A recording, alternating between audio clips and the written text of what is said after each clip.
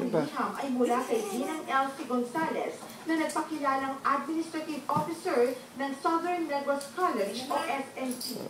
Ang kanyang kahilingan, matulungan ang mga mahihirap na estudyante ng SNC na nanganganib umanong mahinto sa pag-aaral ngayong pasukan. Ang pangalawang liham na aling natanggap ay mula naman kay Ginang Nilda Bautista, ang Records Officer ng Southern Negros College. Ngunit, ang mas nakatawag ng aming pansin ay ang pangatlong sulat na nanggaling sa ilang mahihirap na high school students ng SNC. Panawagan nila, huwag silang idamay sa problema ng DepEd Region 6. Funds for Assistance to Private Education at ng pamunuan ng eskwelahan na kanilang pinapasukan. Diit ng naturang mga estudyante, dapat sana inaasikaso na nila ngayon ang kanilang enrollment para sa darating na pasukan sa Hunyo.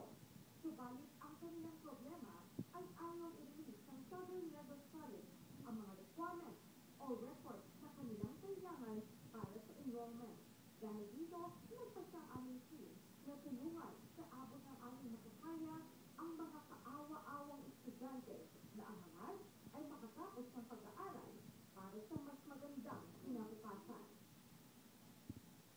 Mula sa Quezon City ay nagtungo ang aming team sa NAIA Terminal 3 para sumakay ng eroplanong maghahatid sa amin sa Negros Occidental.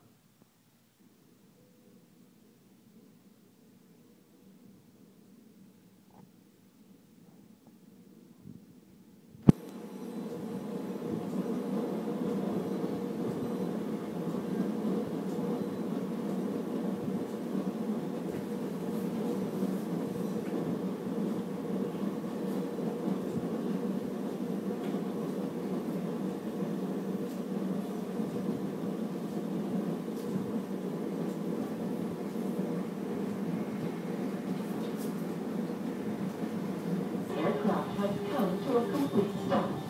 Please wait for the fasten seatbelt sign to be switched off before you get your bags.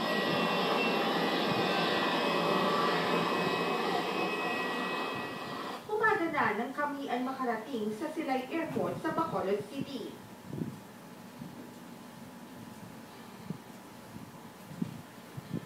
Mula dito, halos 3 oras pa ang aming nilakbay bago narating ang bayan ng Binalbagan.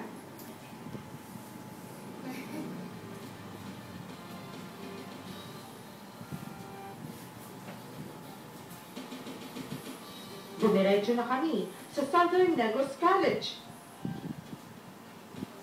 upang alamin kung bakit ayaw nilang ibigay sa kanilang mga estudyante ang credentials na kailangan ng mga ito para makapag-enroll sa darating na pasukan.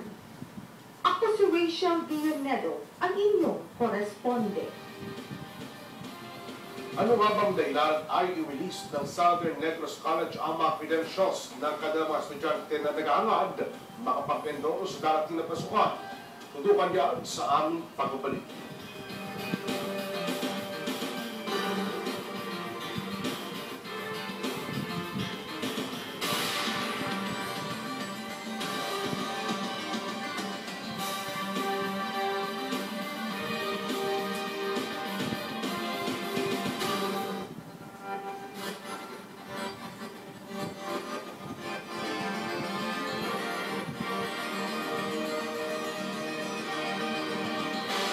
Pagdating sa pamilya, hindi pwede ang ewan, siguro, maybe.